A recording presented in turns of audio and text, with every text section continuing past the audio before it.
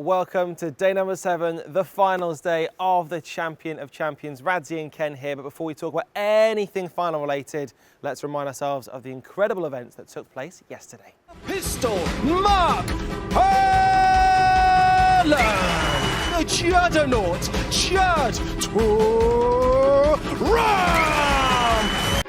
Neil Robertson was waiting in the final, but would the pistol shoot his way to Sunday, or would the ace in the pack prove to be top trump as the second 888 Sport Champion of Champions semi-final lit up Saturday night in Milton Keynes? The Antrim man defeated Rocket Ronnie to be here and carried his stellar form into this match, opening with a 102 before taking the next 3 frames for a 4-0 mid-session advantage.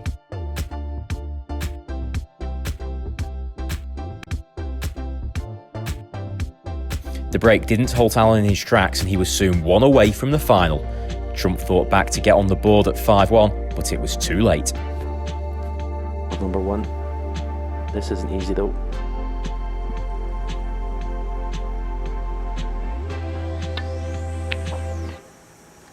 Five.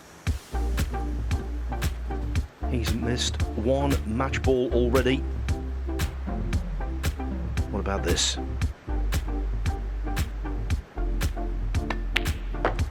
11. Frame in a match. No mistake. Mark Allen wins the frame on the pink, and he wins the match by 6 frames to 1. Comprehensive. The world number 1 goes out of the tournament. Northern Ireland's Mark Allen is into the final. Ken, who would have called that?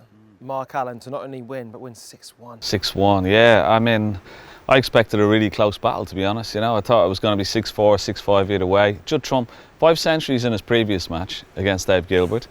But last night, it was a different player. It was like a different Judd Trump, you know. He never played well. Mark did what he had to do, you know, put him under pressure early. And that fluke in the first frame, he went in the frame from that fluke, sort of set the tone of the match. And I thought Mark Allen did a really good job on Judd Trump, but Judd Trump was very, very poor. I mean, his pot success at one stage was down to 72%. I mean, I've never seen that with Judd in a match, to be honest. And I think some days you've just got to strike it off and say, look, it was a bad day, you know, and some days you just get like that in any sport. And but Mark did what he had to do and got over the line in the end. The funny thing was, even when it was at 5, I thought, don't write Trump off, because we know what he can do. Yeah. But with it being short format snooker, when you get that sort of a lead, it's tough to come back from. Yeah, and it was even the close frames. I mean, it was a frame before the mid-session interval that if he had won that 3-1 as opposed to 4-0, he still had a chance. But he just wasn't scoring enough. You know, his long ball game wasn't there. His scoring power that normally just wasn't there. He was just breaking down on simple shots and, you know, very surprising misses. But you know, as I said, we've all had days like that. I've had more than most, and I'm still having it. But yeah, even the great players have days like that as well. Do you know, I think it's important not just to look back at, say, Judd's performance, but also Mark's performance. Yes. Ultimately, to come through against Ronnie and to come through against the world number 1. Yeah. That's kudos to him. Yeah, absolutely, and that will give him confidence as well. He's playing well. You know, when he gets in, he's scoring well. His long ball game is good, and he's got a good all-round game. He can play really good safety when he wants to as well. Mark Allen knows his way around the table. He's a really good match player. Knows, you know, when he has trapped his opponent, and he certainly did that last night. He kept the heat on Trump. When he had him down, he didn't let him up. And it's a very famous saying, when you're ahead, you never let up. And when you're behind, you never give up. You know, and he did that so well last night. And he also doesn't seem to bottle anything. He did not seem to see the Juddernaut, the ace in the pack. He just saw a guy that I can definitely beat. Well, he says that. I mean, he's a confident lad, you know. He's not afraid of Ronnie. He's not afraid of Trump, and he certainly won't be afraid of Neil Robertson in the final as well. But now you have to have that mindset against anybody. You know, you have to believe in your own ability. And he's been knocking on the door quite a lot all last season. You know, didn't pick up a trophy, funny enough, and he's only here by sort of being in the top of the rankings. So number 5, I think, in the rankings he is. So that's how he got in. So he's one of the few players who actually playing in this event by actually not winning anything. So it'd be quite ironic if he goes on to win this tournament just because of his ranking. But he's a class act. On his day, he can beat anybody. Well, the pistol is a class act, and here's what he said straight away afterwards. Mark, you started off with a century. The best break of the night for me was the clearance in the second frame, and from there you went from strength to strength.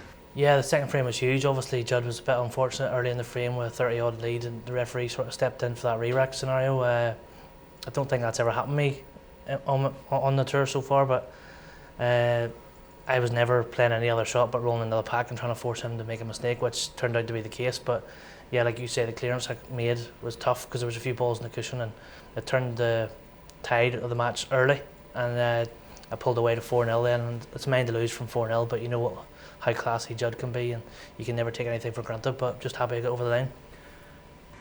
Against Judd Trump, a lot of players suffer from the intimidation factor, but given your record against him, your head-to-head record, no intimidation factor for you. No, look, I completely respect what he's done in the game. He's world number 1 by a country mile. He'd have to do what Ronnie said and lose an arm and a leg to drop from number 1, but look, I've grown up playing Judd in the juniors. You know, I know his game quite well. He's improved a hell of a lot, don't get me wrong, but I always fancy playing him. I think he knows that as well. There's going to be times where he blitzes me off the table like he does with everyone else, but in general, I'm always confident playing him. And you mentioned there Ronnie O'Sullivan. Was there still fire in the belly from the other night? Did that motivate you in an extra kind of way? No, absolutely not. And like I said in my other interview with Rob Walker there, Ronnie actually texted me last night and just apologised and no, let's move on type thing, and hopefully we can all do that now. Now you're playing Neil Robertson in the final, 5 years on from the 2015 Champion of Champions climax when he got the better of you. He did. I think it was 10-5 that time, and I got my own back a few years later in the international final. I beat him by the same scoreline, so it'd be nice to see who wins this decider over best of 19. But look, it's going to be tough. Look how well has he played the whole way through this tournament. It's going to be very tough for me, but I've beat him before and I'll be fancying my chances tomorrow. You've been so close to silverware so often over the last 12 or 18 months, not quite got there. Does that put you under extra pressure, or does it give you extra motivation? Extra motivation, and also the fact that I'm close without being at my best. It's a scary thought what I could do in this game whenever I bring my best to the table. I haven't quite done that yet, but hopefully tomorrow I will. Well done, Mark. Really, really interesting, Ken. We're not talking about Mark Allen, who feels like he's fluked his way past that. He's saying his best is yet to come. Yeah, and possibly so. I mean, I played him here, I think it was the English Open. He had 4 centuries in 5 frames, you know. I was just delighted that the chair was nice and comfortable. But that's what he can do. You know, he can go on a run like that. He's a really heavy scorer and very, very dangerous opponent. I think today's match is going to be another really tough match to call. The way Mark Allen is, his mindset, his confidence, you know, it's good to have that. It sounds a little bit cocky, but it's not. You have to have belief in yourself. If I was going to put one big question mark, is that over the last sort of couple of years, post-Masters, we've seen so many semi-finals from him, a few Masters, but very few getting across the line. Yeah. Is that an issue with him, or do you think it's just a case of got to be in it to win it, he's there, and Robbo's there for the taking? Well, it's a case of keep putting yourself in positions, you know, keep knocking on the door. He's been coming up against great players in each of those semi-finals and finals, so it's no shame. It's not as if he's losing the guys that are below him in the rankings. A lot of the guys that he's lost to are probably thereabouts in the rankings, and if not above him. So that's no shame at all. What does he have to do? The next step, he doesn't have to do anything. He just has to believe. You know, he has to have that belief. From his interviews, it sounds like he does. So he just has to, you know, go out there today again. Not worry about your opponent. Just worry about your own game. Go and score when you get your opportunities. Put pressure on your opponent, and because snooker is one of those beautiful games that when you are at the table, your opponent can only sit there and watch. So you have to dominate the table when you're there. And when you're dominating, you can have incredible shots, which is exactly what we saw yesterday in the form of 4 shots. You chose on Twitter your favourite of them all, and here was your shot of the day.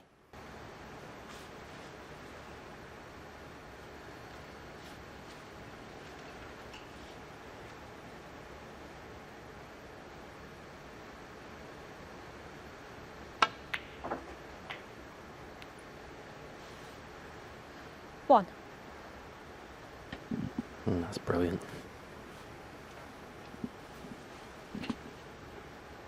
Vintage Trump doing what he does best there, but essentially he gets 1 point from a pot in the red. Can you just communicate to us how challenging a shot that was? Well, he sort of needs a black or a high value colour, pink or black with that particular red. So he has to negotiate not only the pot into a blind middle pocket, but negotiate off the ball cushion, side cushion, miss the blue, miss the yellow, And he plays it off 4 cushions and plays it. He couldn't have placed it better with his hand. So the pace, the shot, and of course the accuracy to find its way in and out of ball to get back on the black was sublime.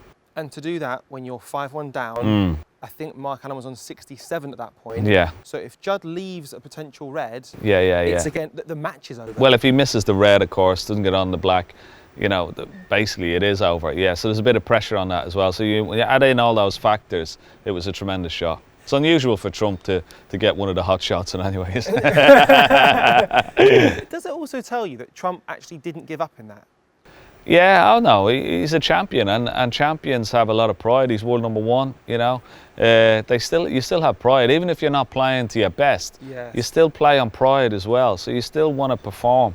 And sometimes it just didn't happen for him, you know. And as I said, you can just chalk it down as an away day, you know, and that's what it was. And of course, you know, he's probably, you know, he'll dust himself off. He'll come back, you know. You've got a few more tournaments coming up before Christmas. The big one, of course, is the UK Championship. But yeah, he'd be disappointed because he likes this tournament. This tournament would suit him and the top players. One table set up, beautiful arena, and he wanted to get his hands on that trophy once again. So he'll be disappointed.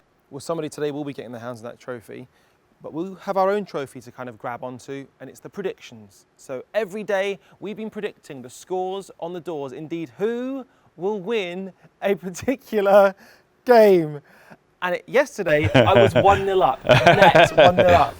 Let's find out how close it's going to be after yesterday's prediction, Ken. So it was Mark Allen, it was Judd Trump, Ken went Judd Trump.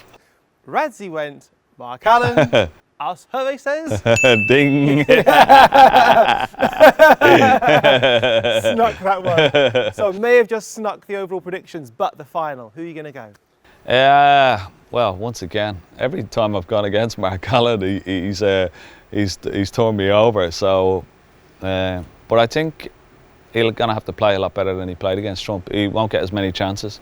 I think Neil Robertson is playing superbly well. You know, that match against Selby was like just the best of 11 I've ever seen. Both players, not only for the breaks, but just their match play, their safety. It was just one chance, you know, and it wasn't like they were feeding off like mistakes from other players. They were making their own breaks, you know.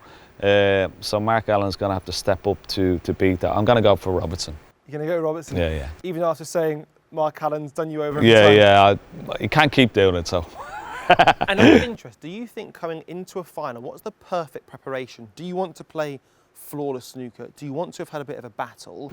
Because you've got Mark Allen, who's had battles, Robbo, who's kind of been at the top of his game. It's a good question, that, because I don't know, I'd like to be playing, making breaks and playing really well, and not sort of fractious sort of matches like Mark Allen had with Trump, you know, because a lot of people would say how bad Trump played last night, you know, so Mark Allen won't get probably as much sort of applause as he should have done, you know, whereas a lot of people would be talking about that match with Selby and Robertson and how well both players played, but Robertson came out on top. So Robertson has to be feeling a little bit more confident. He is the defending champion as well, so I just think the way he played, the way he scored, it might just tip him in his favour, Robertson, but I wouldn't be surprised the way Mark Allen played as well. I just hope it's going to be a close final. You know, we were hoping, we want a close final. We want to see two players going at a full throttle, playing the best snooker, and may the best man win. It doesn't really matter who wins, as long as we see a great final. And I think it is going to be a great final from these two great players. I'm going to go Mark Allen. I think for him to beat Ronnie, the reigning world champion, Judd Trump, the world #1, and then Robbo, the defending champion, that would be stuff of fairy tales. But whatever happens, it's not to be missed. We come to you live on ITV4 at 12:45, and then the evening session kicks off at 6:45 as well. It's going to be the best of 19 frames, and who's going to take it? Well, it's anyone's guess. Thank you very much for watching.